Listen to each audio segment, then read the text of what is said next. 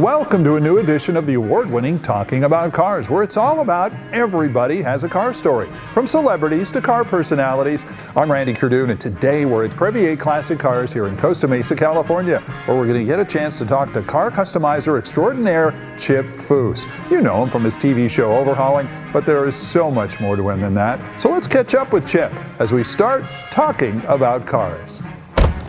And here we are in a Cobra 427 fiberglass kit, but I tell you something, the way they make them, you can't tell, and it's awesome any way you look at it.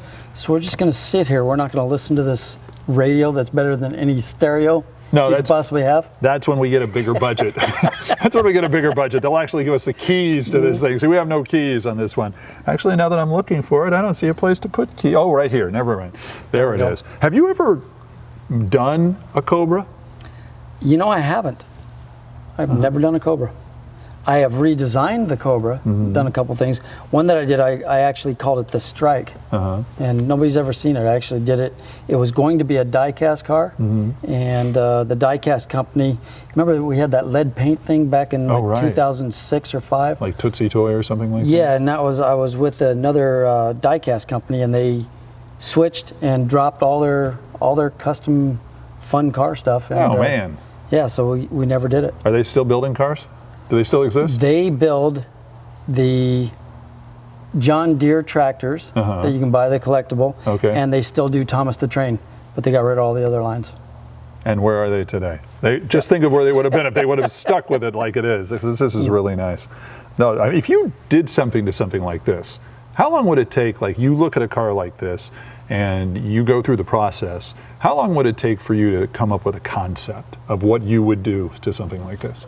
I could have a concept tomorrow. You know, I'd just go and spend all night just playing around and coming up with different ideas. And it might be that I'm going to show you, if you hired me tomorrow, I might give you 4 or 5 different sketches, possibilities. You might look at it and say, well, I like the rear of this, I like the front of that, but I like this side view. And then I'll do another sketch that combines all of those elements. Or we might just brainstorm some other ideas until we find out, you know, exactly what we're going to do at my shop. You know, get the drawings done, then start talking about this is what we're going to do to build this car. Wow. You know, you grew up obviously in a family that did a lot of car work. Your dad is a noted customizer, a guy who knows how to work with cars. Is that really where your love of cars came from? You know, it's interesting. I feel like my career is an extension of my father's. And my earliest memories are when he was working with Gene Winfield at AMT. And what I loved is, you know, I would go to the shop with my dad on the weekends. I'd see him building these cars. And then later he would bring back the AMT plastic model kit of the same cars that he had built. Then I was able to build them at home. And then also Hot Wheels had die-cast versions of the cars that they were building there. So I had die-cast cars in my pocket, and I was building the plastic model kits. So now I'm building the cars at my shop. And we've got Revell building plastic model kits of the cars that we're building. And I've got M2 building die-cast cars. You ever figure what you'd be doing if you weren't doing something with cars? I mean, would you be like an attorney? Would you be a real estate guy? What other career would Chip Foose be doing if he wasn't working with cars? You know, I love designing cars. I also enjoy fabricating them. But I think racing cars would have been a lot of fun. But that's still in the automotive world. That's still cars, yeah. If I wasn't doing that, I probably would have gotten into maybe architecture. It's still design. Sure. I think it would have been design no matter what I was doing. Yeah, especially because on the show, we've all seen you on Overhauling doing all the pictures and all that you do in Overhauling. When you do those, that obviously isn't something you just did for the show. You've been doing this for a long time, drawing. Yeah, actually, my father was quite a talented artist. And when I was 3 years old, I would sit next to my dad and I would copy whatever it was that he was drawing. When he finished, he would leave it on the table and I would draw it over and over because my goal was to be as good as my dad. And when I was 7 years old, my father was working with another designer named Alex Tremulous. Now, Alex designed the Tucker. He worked for Auburn, Duesenberg, Cord, and he was also the head of the Thunderbird studio for Ford. And when he retired, he moved out to Ventura. He would come up to Santa Barbara where my dad's shop was, and when I saw his artwork, I knew then that that's what I wanted to do. He told me about Art Center College of Design, so since the age of 7, I knew that that's where I wanted to go, and that is where I went. Wow, that's incredible. You know, when you number one, you want to be as good as your dad was at something, and when it gets to the point you got beyond where your dad was, and then you establish yourself in this business, that's fantastic. Well, he's still my hero, and I would say of all the fabricators I've ever met, my father had so much talent. You know, he's, like I say, he's my hero. When you were, I'm still trying to make him happy. when you were growing up, and you were talking about all those model cars and all that stuff, do you remember the favorite model that you had that he kept bringing home? A favorite? Because there were so many. I know that he had hand built a balsa wood flat bottom boat that was beautiful, all custom painted, and all the inside, the balsa wood, he had resined all that, so it was gorgeous. And he had made a little brass eye hook on the front of the boat, and it was sitting on the mantle of the fireplace, and we had a pool. Oh, wow. Now, I was 3 years old. Uh-oh. I grabbed that boat, I tied a string around it, and I was running around the pool, dragging this boat around as it was beaten up on against all the tile and the concrete. And when he got home, I know he was devastated because I had destroyed this boat. You know, he hadn't resined all the way up in the front, and the water had gotten in the boat because a couple of times it sank. And, you know, I had the string, so I'd pull it back up. But I absolutely destroyed this model that he built. Wow. And I think that was his favorite. My favorite would have been whatever he was bringing home. Because I got, you know, and one time I accidentally stumbled onto a box that he was keeping separated in the closet, and he had all the different cars that he had worked on at AMT. Oh, wow. And I found that box, and I assembled all of those cars that day. And when he got home and saw them all, you know, I wasn't doing a beautiful job. I was just gluing them together and making a mess, and windows had my thumbprints all over them, but hey, I was building them. And how old were you then? I was 3 and 4 years old. Oh, wow. Yeah, no. 3 or 4 years old and playing with glue. Yes. Yep. I made a mess. That's a lethal combination, I'll tell you that right now. Wow, because I remember the same thing. Those building the cars, and the toughest part about it is not as much as getting the glue on the cars, but getting them all over your hands, and you're peeling that stuff off forever in a day. Yep. Oh, that's incredible. Let's go back to your first car. When you first had a car that you had a chance to work on, or at least your first car, what was that? Well, my personal first car was my '56 Ford F100 that my father actually worked with the producer of Overhaulin, Bud Brutzman. They stole it from my shop and stole the drawings that I had done because I was going to build it myself. And Bud had hired my father to work with a team in a separate location, and they overhauled me in 2005 or 2000. Yeah, I think it was 2005. So you kept your original truck? I still have it. Yeah. Oh, wow. It's sitting in the showroom at the shop now. Is it true, though, in a sense that so many people, and you've been in this business and you've seen the collectors, you go to the auctions, you've fixed so many people's cars, celebrity cars, just regular people's cars. Do you find that so many people have their first car? No, they want it back, though. And why is that, do you think? Well, you know, I go back to, it's interesting. I mean, I'm 53 years old now, and as a kid, my first mode of transportation was my bicycle. And I rode my bike everywhere. And, you know, that's where you're the captain of your destination. You get to go, and you're going right when you want to go right, left when you want to go left, and you don't have a parent with you. And so I couldn't wait to be 16 and get a car. And kids today don't do that. But that's your memory of, you know, this is your freedom as a kid. And you get to bring your friends with you and go, and, you know, this is, you're the captain of your desire, and go and do what you want to do. And, you know, it's interesting to me today that kids aren't that way. They want to sit in the back of the car on their smartphone and play games and just, hey, Mom, take me here. So, you know, it's a natural for an autonomous car because it's not about the driving experience for them. And the people that learn to drive, and, you know, like yourself, me, you know, that's a memory and something that we want to hang on to. Do you still have that memory of the first time you got behind the wheel, you drove off, you didn't have Mom or Dad sitting in the passenger seat because, you know, whether you had the learner's permit or you finally got your license? What was the moment that you remember behind the wheel, nobody sitting in the next seat, and you were driving on your own for the first time? Do you remember the car? Do you remember the circumstance? Well, you know what's interesting is my father was next to me. The first memory of driving for me, I was 12 years old, And I used to ride with my dad in his 56 pickup, same one that I have today. And I used to air shift next to him, so I'd watch his feet, and I had a 3 on the tree, and I'd watch how he was shifting and the different pedals, when he was braking, clutching, and throttling. So at 12 years old, it was a Friday afternoon. We had finished the cars that were in the shop. They were all sitting out in front of the office, ready to go. And my dad said, "Come on, you're going to drive." And we got in the 56 pickup, and he let me drive all around. We were on the airport property with the shop. Oh, okay. I drove all around the airport property, never missed a shift, no problems. We came back and we were turning into the shop. I was going to park in front of the office, and he had told me where to park, and it was next to a Rolls Royce that was sitting there. Uh-oh. And so I'm pulling in, and I'm trying to turn right, and now I'm slowing down, and I'm moving real slow. I've got my foot on the brake because I'm stopping at the same time I'm turning. And this truck didn't have power steering, had big wide tires underneath the front, and we had heated the springs to lower it.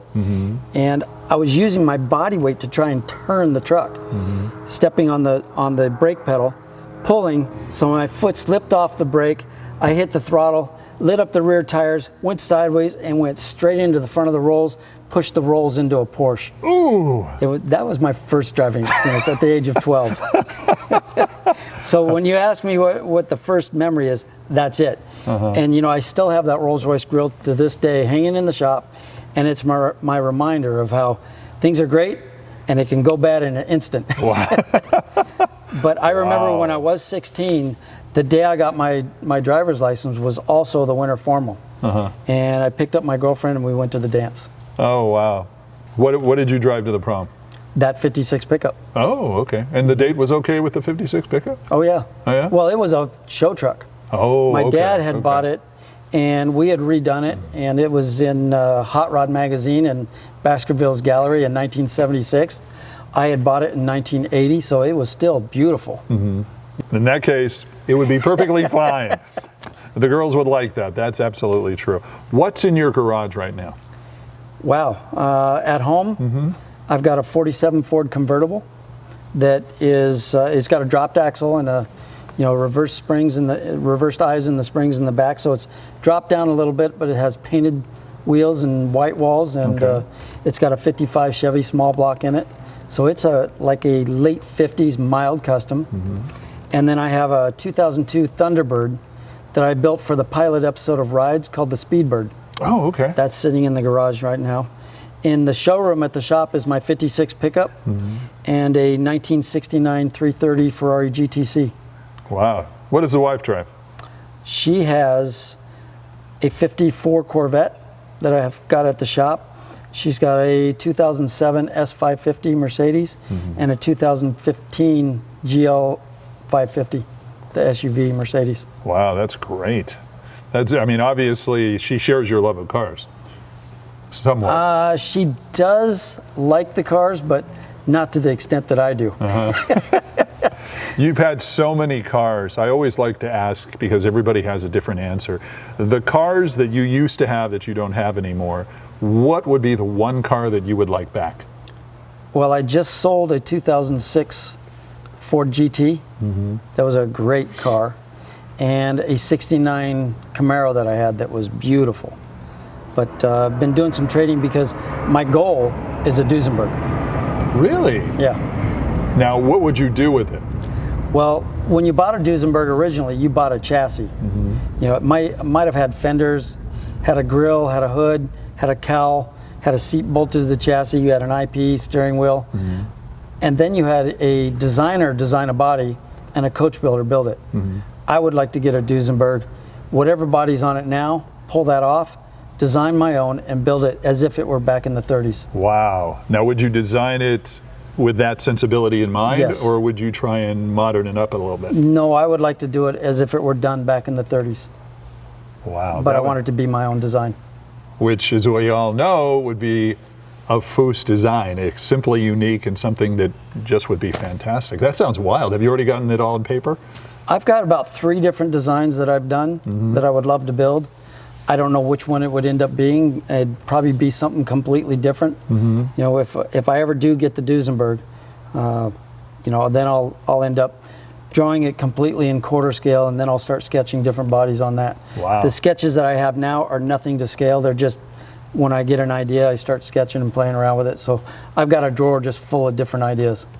Is that then the #1 car on the Chip Foose? I want to get that list one of these days. In other words, we all have it. We all have the car, like the top 10. I want this, this, this, this, and this. I've never had this. I want this. What's #1 or #2 on your list? That's it, the Duesenberg right now. Yeah.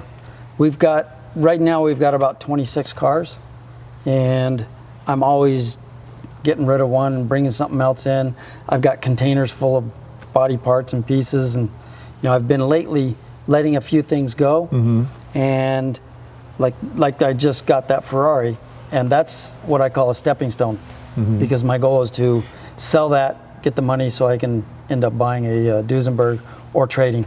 We have, before we started this, we brought this on social media and we said we're going to have you on the show. So some people would throw in questions. We got a question from a Lynn Stone on Facebook.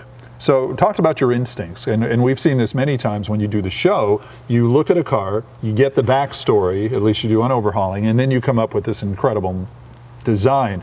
Where does that come from? Does it come from a lot of your training, or really is most of it a gut feel?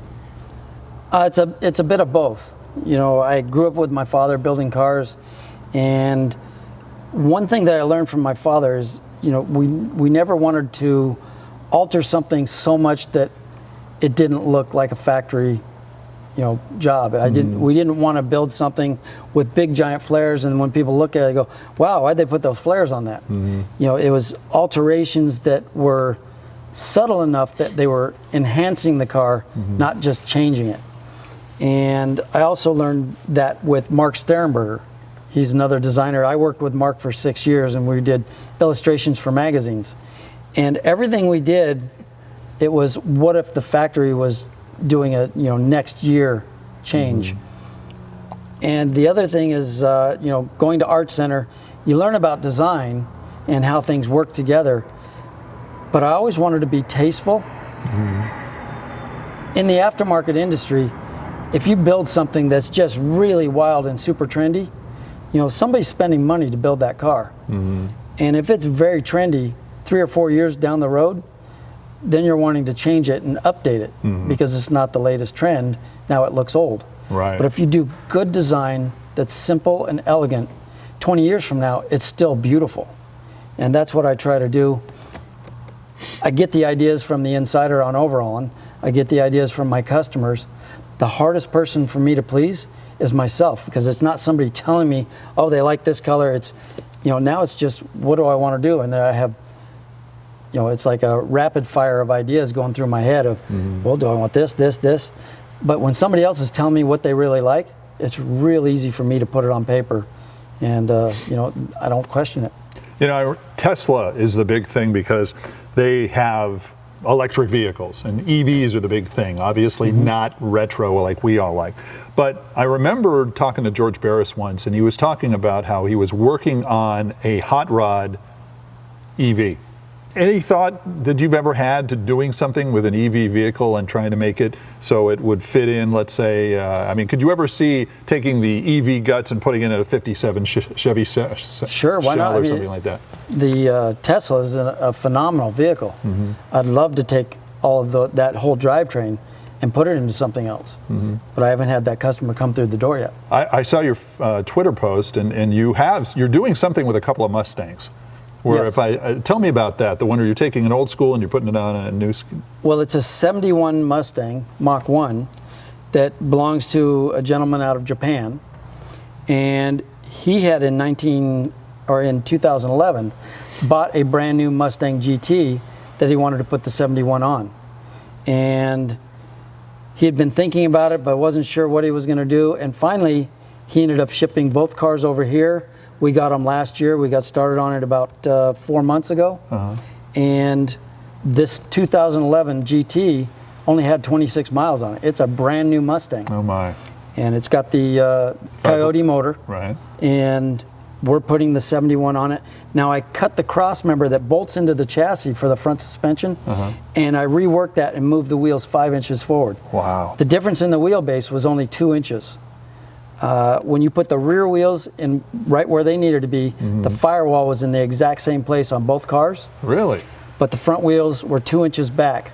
I needed to move them 2 inches forward, but I went ahead and moved them another 3 inches forward, because if you look at a 71 Mustang, to me, it has such a long front overhang. I pulled those forward. I'm cutting about an inch off of the front of the car, and then we'll do custom bumpers and a lot of modifications to the body. I'm actually going to run 70 rear quarters on it. So off of the top, it has a little flat, because the 71 is such a flat rear quarter. I want to bring those out and actually make it a muscle car and have some fun with it. But when it's done, it's all brand new, modern chassis, modern drivetrain. Get in, turn the key, and drive it and enjoy it. You have to see it. You have to go on Chip's social sites and Twitter especially, and he has some pictures of it, and you just look at it, you go, wow. And I'm sure in the pictures you'll post later, when you could actually recognize it, it's going to be amazing to look at something like that. Thank you. We're going to talk a little bit about a big show that's coming up at the LA Convention Center, the Classic Auto Show, and Chip's going to be there, and a lot of people are going to be there. But before we do that, we do something on this program that we call the Big Time 5 Questions Trivia for you. And today, of course, since you on Overhauling have worked with so many great people, I've been blessed. Yeah, you've had some great people there. And so we're going to do what we call co-host trivia. Yes. Okay, here we go. Co-host trivia. So questions about people that Chip has worked with. So we're going to start off with our buddy Chris Jacobs. He's been on our show a couple of times, and of course you may remember Chris last time we talked with him inside the Smokey and the Bandit Trans Am. We were singing, well, we didn't dance, but we probably could have at that point. So here we go. Which show, because this guy is everywhere. Chris is everywhere, So which show has Chris Jacobs never been in? Here we go. Barrett Jackson, Entertainment Tonight, Long Lost Family, or Nightline? Nightline. Nightline. Very good. Can you imagine? But Chris could probably pull off Nightline. He could pull off Nightline. He could. Yes. He could totally. He has pull the off. talent. He could do that. Prior to joining Overhauling, Courtney Hanson was hosting a show on the Travel Channel with a well-known sports star. What was the sport? Was it soccer, bocce, golf, or highlight? Well, that's an interesting one. I'm going to say highlight. Very good guess, but it was golf. Golf. She was doing golf on the Travel Channel. I want to say it was with Jack Nicklaus, maybe? I didn't write it down. That. Yeah, she was doing a show on golf. And if I got that Jack Nicklaus part wrong, I apologize for that. But no, it was golf, absolutely. All right, here we go. In the movie National Lampoon's Cattle Call, Adrian, AJ, Yannick? I've never seen that movie. Well, let's see how you... Cattle Call?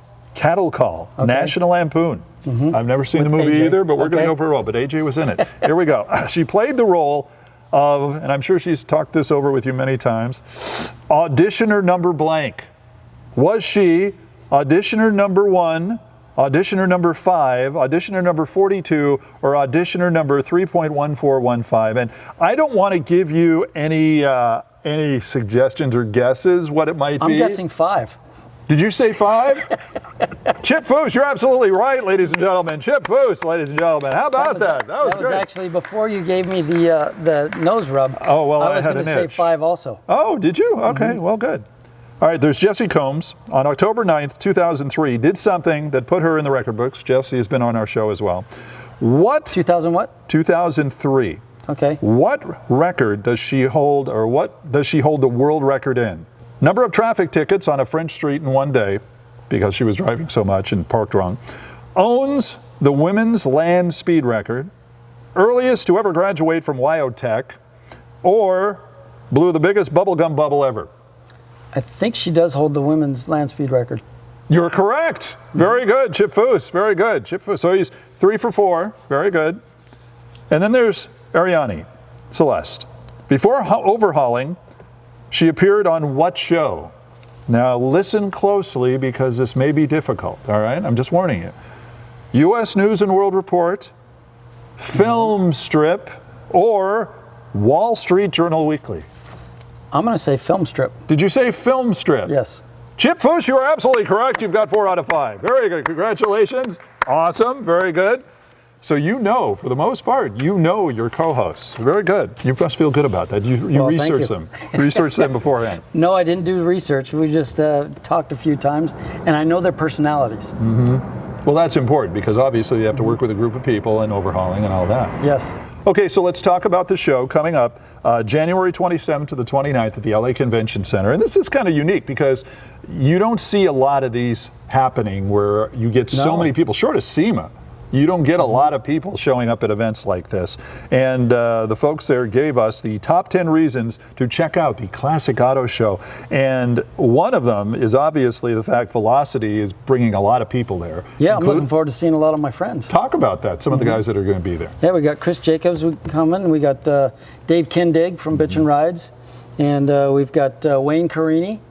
And also Mike Brewer from Wheeler Dealer. So yeah, I mean, we're all going to be there, and we're looking forward to seeing some really cool cars because from what I understand, they're going to have a phenomenal collection there. Yeah, it's interesting because not only are they going to have a lot of cars from around, they're going to have the local car clubs here in Los Angeles bring their members' cars there, and that's just going to be off the wall too. And one of the #1 collectors in the country, Bruce Meyer, is going to be the Grand Marshal there, so he's bringing some of his cool cars there as well. He's involved with the Peterson Museum, and he's got a great car collection. Now he has a Duesenberg as well. Oh, does he? I don't think he's going to give it up to me. Oh, come on! But he knows people. He would be really upset if I pulled his body off. But he knows people. See, Yes, Bruce he can does. get you. How hard is it to find a Duesenberg? Not that difficult, but it's very difficult to get the money to get it. Ah, yes, because those aren't cheap. Not at all. Not at all. So also some of the things that are going on, not only the car clubs, they talk about, they have innovative products. There's things they're going to have a swap meet. Yes. So some of your hard to find parts will be there, and some cars and pieces. A lot of knowledge will be there. You're going to be doing some how-tos and demos. You guys will have a chance to talk to people. I think VIP tickets are available. You guys will get Q&As with some of the folks like Chip. Yeah, I don't know all of the details. I just know we're going to have a great time. That's going to be great. They have a People's Choice Award. You can vote for the car you like. I will have a car there. You should show up just to see my car and then tell Chip, you got to be kidding me. This guy brought a car. And you know what's interesting? What car are you bringing? I'm bringing a 1964 Dodge Polara. It's got a 444 barrel in it. It's resto mod more than anything, and and the interior is immaculate. That's going to be really fun. Well, I believe I'm bringing a '39 Cadillac that we're just finishing at the shop now. Oh wow! It was originally a 4-door sedan. We've turned it into a 2-door with a lift-off. It looks like a convertible top, but it actually lifts off. And when you walk up on this car, it's a complete concept body. All the moldings are handmade, everything. We've got 3.5 years in the car. Wow. You would think that you're walking up on a restored 39 Cadillac, but underneath, it's all brand new 2015 Corvette drivetrain and running gear. Okay, so you're going to show up at the show, and you're going to look at my car, and then you're going to look at Chip's car and figure, I like Chip's car, but that Randy guy's car, I don't know, I'm going to give it a little bit of bonus. Maybe I like that just a little bit better, but you're going to judge for yourself. People's choice. People's choice, that's what it is. Family friendly, and that's the thing. You could bring your kids, you could bring your sons, daughters, and talk about the fact that we are in a society right now where, the fact that teaching and giving our love of cars to the kids, if you will, is very important. I think so. They're the next generation in this industry. And, it's passion that drives us, because I've said it before, I feel lucky and blessed that I get to make a living doing something 100% unnecessary. The world doesn't need another hot rod. But the greatest thing about it is that it's 100% passion driven, that our customers are willing to pay us to build their dream. Yeah, and it's so true. You guys got to come down and see it. You go to, I believe it's classicautoshow.com, or in that. Just search for it online and you'll find information. You can get tickets, and again, it's January 27th through the 29th at the LA Convention Center. That's going to be pretty cool. $25 if you buy online, $30 if you go at the door. I think it's if you're 3 to 12 years old, it's $10 online, $12 if you get to the door. And if you're under 2, you're free. Ooh. So if you're under 2 years old, just tell your mom and dad, I'll be back later. I got a free entrance into the car show. That'll be great. And before we let you go, Chip, and thank you so much for joining us here and talking about cars. We of course have talked about overhauling and the fact that the show, great run. It's over now, so you won't have any new shows. But what's in the mix? I mean, are you working on something else? Tell us a little bit about that. Well, Bud Brutzman, who's the original producer of Overhaulin and also Rides, he and I are actually getting together next week, and we're going to create a contract to develop a new show. We both want to develop it and co-own it, and once we have a new show, we'll figure out where we're going to air it. I'm not sure if it's going to be on Velocity yet or not, but I'm just looking forward to doing something else that's full of the passion for the automobile. Because originally when we started it, had no idea if we were going to do one show or do 100 shows. We ended up doing about 130. We filmed for 8.5 years. I absolutely loved doing the show. What I really enjoyed doing was showing professionals coming together, doing something special for somebody that was deserving, because they've done so much, great things for their community or their family, and all of them were submissions where they told us why they deserve to be overhauled. We read those, we looked for great stories, and we looked for good cars. And what it always reminded me of was being at a friend's garage on Sunday night with all your buddies, and you're trying to get his car running so he can make it to school tomorrow. It was just a good time. It was, and it was a good time for you to do it and a good time for us to watch it, because we'd look at it and just go, wow, this is almost like we could do something like that. But we never did, because we were smart enough not to do it, but because you were the professionals. But it was always fun to sit there and watch the whole process. Well, thank you very much. That was really neat. So, again, don't forget the show, January 27th to 29th. Don't forget to check out all our other Talking About Cars podcasts. We're on iTunes for audio only, and of course, we're on Facebook, and we're also on YouTube for the videos, and there's some really good ones out there. So, again, join us. Thanks again for joining us here on Talking About Cars with Randy Cardoon and with Chip Foose. We'll see you next time. Go ahead and start this thing. Oh, yeah, that'll be. Well, where's the key again? Thanks for joining us, and don't forget to like and comment about us on social media. It really helps out. And if you're in the car, you can also tune us in on iTunes and SoundCloud. I'm Randy Cardoon. Join me next time as we have some fun talking about cars. This episode of Talking About Cars was brought to you by Crevier Classic Cars, who specialize in the sale of unique, classic, collectible, exotic, and ultra-rare vehicles. Not only a high-end custom garage, this museum-quality facility can host your next special event and provide storage for highly valued vehicles. Crevier Classic Cars, the West Coast's premier automotive enthusiast destination. Call them today.